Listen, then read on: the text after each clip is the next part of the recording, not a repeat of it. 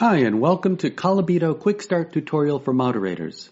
First, log in at the collabito.com website to access your account. You will see a list of projects. If you wish to change the settings or manage content or respondents, click the blue detail button on the left. Conversely, if you want to enter the study and communicate with respondents, just click the Enter button. Before you start your discussion, please check that the project is active. Otherwise, participants won't be able to log in.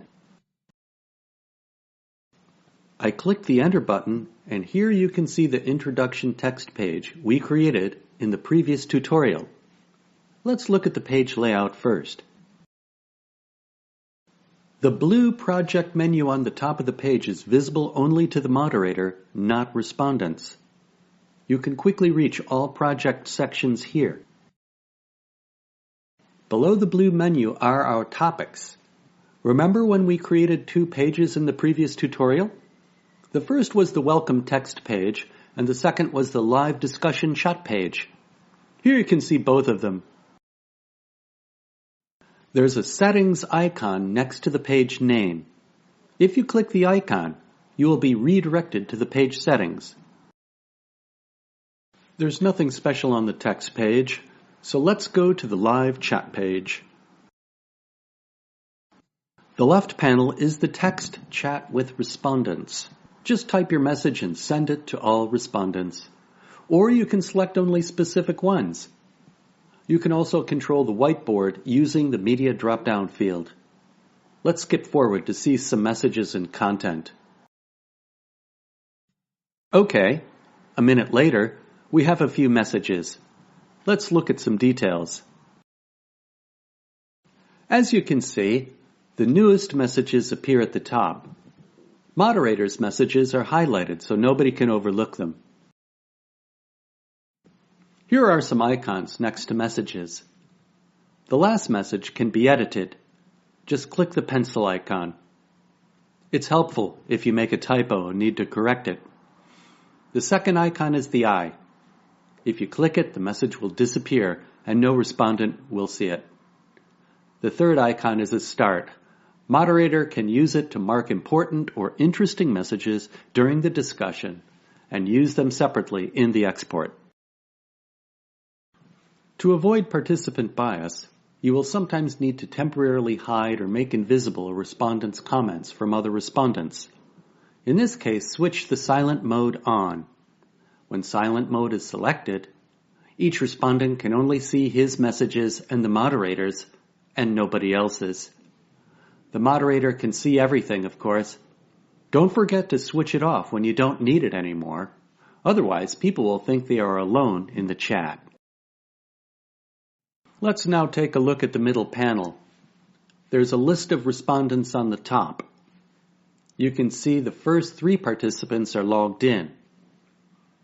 The first sleeping icon indicates that the person hasn't submitted any messages for the past 5 minutes or longer. You can deactivate a user by clicking the stop icon. Or you can mute the respondent using the third speaker icon.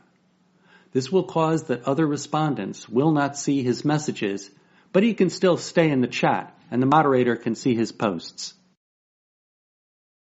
If you prepared some texts and saved it into a moderator's guide in advance, they will appear in the right panel. Just click the text and it will be copied into the chat field. Then, you can edit the text and send it to respondents. Now let's take a look at the whiteboard section. The whiteboard is a place where you can show pictures or videos to respondents. You need to have the files already uploaded into the project. You can find it in the page setting. There's a section, Files and Media. We have already covered this topic in our previous tutorial. There are several ways how to control the whiteboard. You can choose the picture from the media drop-down menu below the chat field. The picture will be shown in the same moment you send the message. You can change the whiteboard picture or video on the right panel as well. Just pick the item from the drop-down menu and click the Send button. You can also clear the whiteboard here. A preview of the whiteboard is visible below the drop-down menu, but we recommend moderators open a separate window on their second display. For this purpose, use the Show Whiteboard link on the left. You can also attach the picture to a specific text in the moderator's guide so it automatically appears together with the text. I've switched to another display so you can see how the respondent's view looks like. It's much simpler. There is only the chat on the left and the whiteboard on the right. Respondents can write messages to all participants who can whisper message to the moderator only, not to other respondents. If you enable the drawing mode in the picture settings, respondents will be able to choose a red or green pencil and draw on the picture. Here's how the moderator can see the results in his whiteboard window. The original picture is on the top and the respondent's drawing thumbnails on the bottom. And the last thing I want to mention is the secondary chat panel at the bottom of the middle panel. It's used for the communication between the moderator and the clients. Clients can read the whole discussion but cannot chat with the respondents directly. They can send messages to the moderator instead. You can also assign a client role to your colleagues so they can observe the discussion and share their comments with you. When the session is over, you can export all transcripts in the Results and Export section in the blue Project menu. Just define what the export should include and click the Export or Download button. Okay. That summarizes the basics of live chat moderation in Collabito. I hope it helps you a little bit. If you have any further questions, please don't hesitate to contact us and we'll assist you straight away.